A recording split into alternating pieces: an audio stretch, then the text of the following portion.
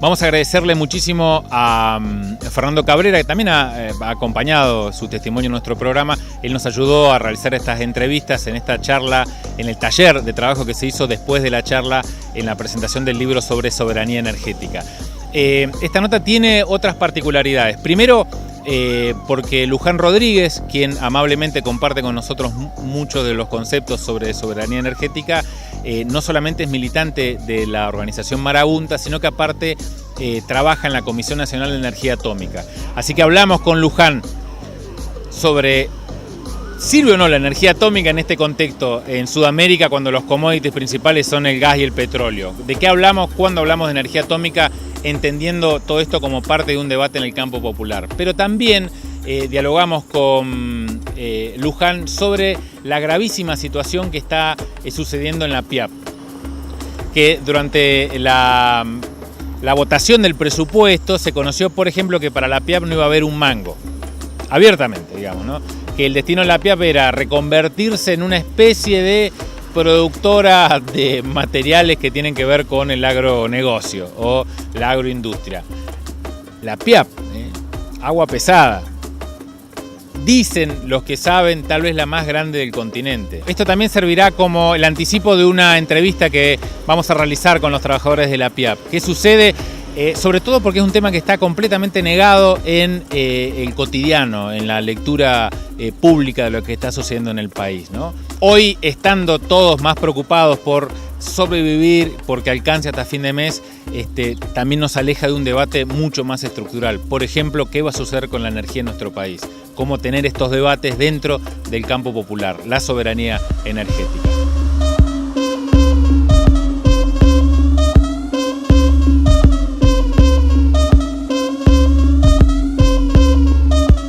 Lo que ha hecho el gobierno de la gestión de Cristina Kirchner y de Néstor Kirchner no ha sido una reestatización en ninguno de los sectores de la energía.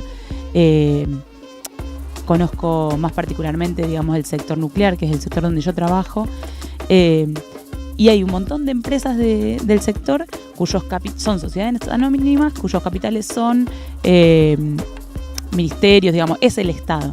Ahora, la forma societaria sigue siendo la forma de una sociedad anónima, no son sociedades del Estado, y entonces, en cuanto a esas acciones cambien, digamos, de manos, la lógica con la que esas empresas producen es una lógica accionaria, es una lógica del capital, digamos.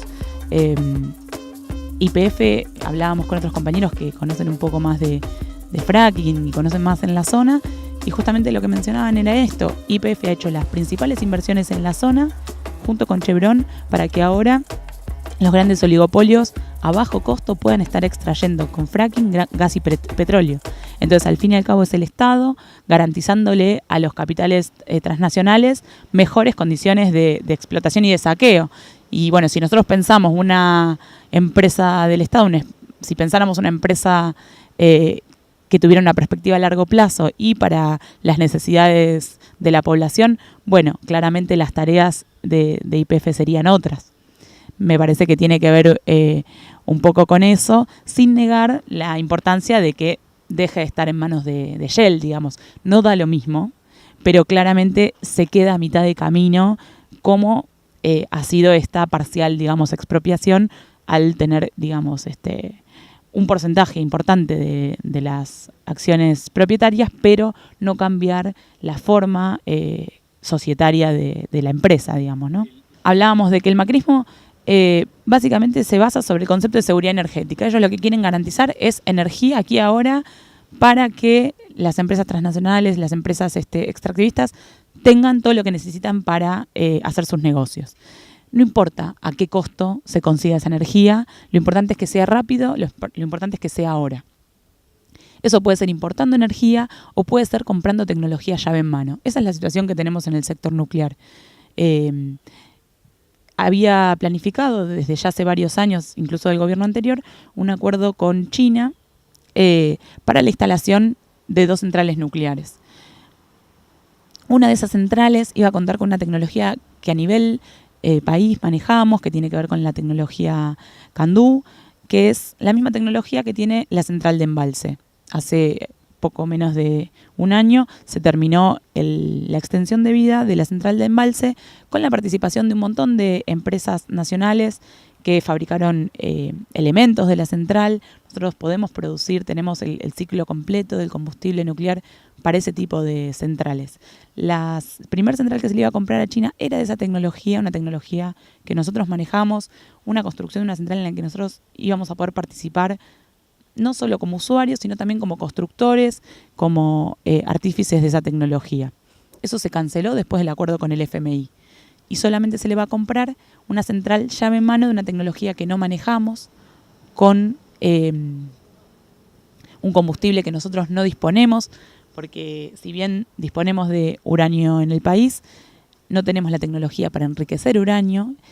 Entonces es una tecnología estratégica que la necesitaríamos para poder operar de forma soberana el tipo de central que están comprándole a los chinos. Entonces es una tecnología importada, llave en mano, con un combustible que también vamos a tener que importar. Eso nos genera una dependencia total con los imperialismos yanquis, chinos, de los cuales vamos a depender en un gran sentido. Entonces ahí preguntarnos de qué sirve diversificar la matriz, si es una forma antidemocrática, de qué sirve diversificar, digamos, la fuente, si después generamos más y más dependencia de nuevos imperios. Significa un retroceso histórico del país.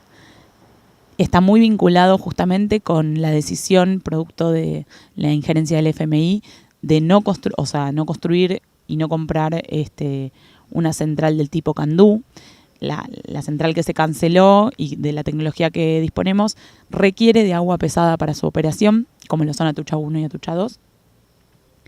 Y era, digamos, el principal vector de lo que es la planta industrial de agua pesada de Rollito. Era la meta, digamos, a producir en los próximos años, y la cancelación de esa central implica directamente la reconversión de la planta o el cierre de la planta y el despido de esos compañeros y compañeras. Es una consecuencia muy tangible justamente de la injerencia del Fondo Monetario Internacional. Eso por un lado, y el mismo tipo de efecto tuvo en Buenos Aires con el despido de 200 trabajadores y trabajadoras de Nucleoeléctrica Argentina, Sociedad Anónima, este tipo de empresas que son sociedades anónimas con capitales, acciones estatales, pero hubo el despido de 200 personas producto de la no construcción de esta central de tecnología tipo CANDU. Entonces lo mismo que está pasando en la PIAP pasó también en Buenos Aires. Plantean una reconversión para producir químicos para la agroindustria. Tampoco tiene una perspectiva estratégica, también tiene una perspectiva contaminante y también implica despidos porque obviamente quedarían con un porcentaje del plantel de trabajadores y trabajadoras menor al actual. La verdad que la pelea que están dando los compañeros de la planta industrial es muy importante porque no son solo los puestos de trabajo, sino es la capacidad del país de garantizar lo que nosotros decimos el ciclo de combustible, o sea, que como país podamos garantizar desde la extracción del uranio hasta el reprocesamiento, digamos, de los combustibles gastados, todo el ciclo de la energía nuclear de forma nacional, digamos. Podemos entrar en el debate si es solo una cuestión nacional o es una cuestión regional o internacional, digamos, pero salteándonos una cuestión más estatal. Creemos que como pueblo tenemos que poder tener el conocimiento para no depender de otros países y de las potencias y poder tener la autonomía suficiente como para decidir si generar o no ese tipo de energía. La misma suerte corren los trabajadores de la mina de Río Turbio, por ejemplo, ¿no? Es el mismo fenómeno, la misma situación. Me haces acordar esta semana, bueno, el miércoles, estuvimos con los compañeros de la PIAP al lado, en la Plaza del Congreso, mientras estaba aprobando el presupuesto 2019 y mientras estábamos resistiendo a ese presupuesto que justamente prevé 0 pesos para la planta industrial de agua pesada. Es una política concreta y bueno, nosotros en ATE ya desde el año pasado venimos impulsando unas jornadas sobre energía justamente para lo que vos decís, o sea, necesitamos desde el campo popular instalarlo como un tema de agenda. No tenemos que esperar que el gobierno, y además el gobierno sí tiene una agenda porque el tarifazo, la cesión de enormes capitales hacia los principales popes del extractivismo petrolero, es una política y está en la agenda del gobierno. En las agendas que no está, es en las nuestras. Y el libro y la jornada de estos días, las jornadas que hicimos en ATE sobre energía, la coordinación de los trabajadores y las trabajadoras del sector, tiene que ver con poder tener herramientas para instalar este debate y para manejar entre todos herramientas que nos permitan luchar contra estas políticas. A veces no tenemos esas herramientas y entonces rápidamente nos encontramos perdidas sin saber cómo dar esta batalla o qué implica la energía en nuestras vidas, que no son solo puestos de trabajo, sino tiene que ver con todo un sistema productivo, con un sistema político, con un sistema social de grandes injusticias. Y justamente las jornadas estas tienen que ver con volver a tender lazos entre los trabajadores y las trabajadoras. Parte de la precarización laboral que arrastramos desde los 90 es para mí un elemento clave en esto, porque el haber desmantelado todo el sistema energético y privatizado en distintas empresas, el haber desmembrado la producción, el transporte, la distribución, la investigación, hace que los trabajadores y las trabajadoras del sector también estemos desmembrados.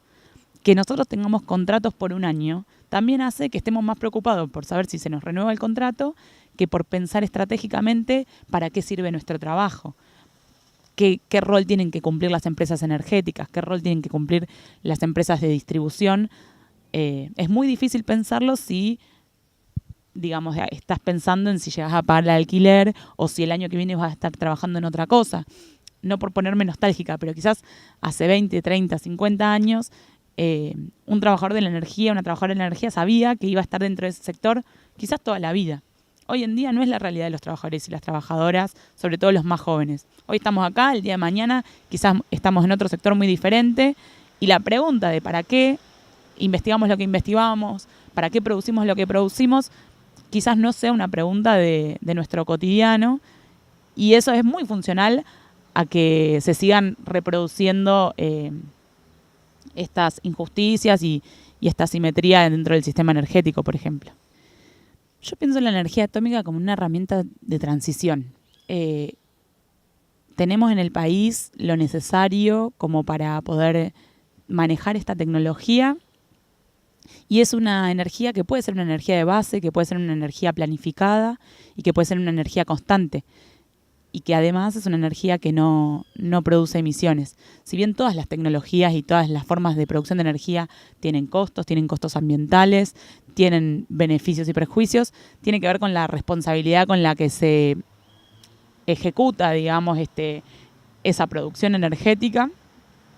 Y tiene que ser con responsabilidad, pero me parece que tiene que ver con la posibilidad de pensar una diversificación de la matriz energética del país que pueda ser soporte de otras energías renovables y que pueda ser un vector de desarrollo tecnológico que nos permita eso, ser un poco la espalda para pensar energía eólica, para pensar energía solar, para pensar energía a partir de la biomasa y que empiece a desplazar el hidrocarburo no solo por contaminante, no solo por especulador financiero, sino también porque es un concentrador de riquezas, es un gran especulador que hoy en día nos genera muchísima dependencia. Entonces me parece que el desarrollo de la energía nuclear puede ser un vector a la hora de pensar en una transición energética hacia un sistema más soberano.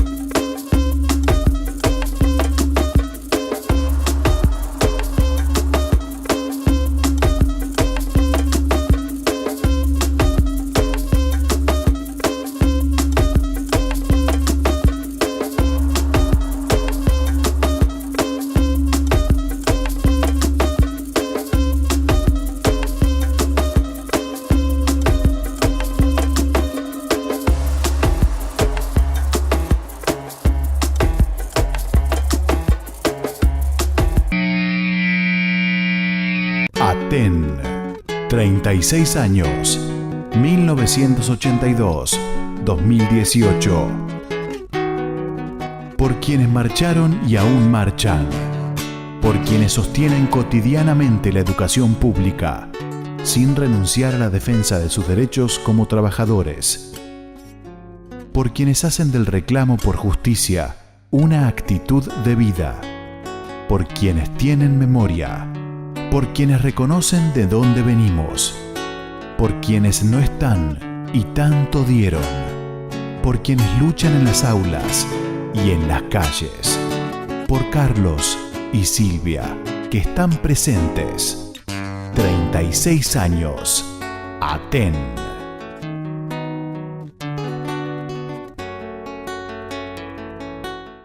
Hay fiesta en mi corazón.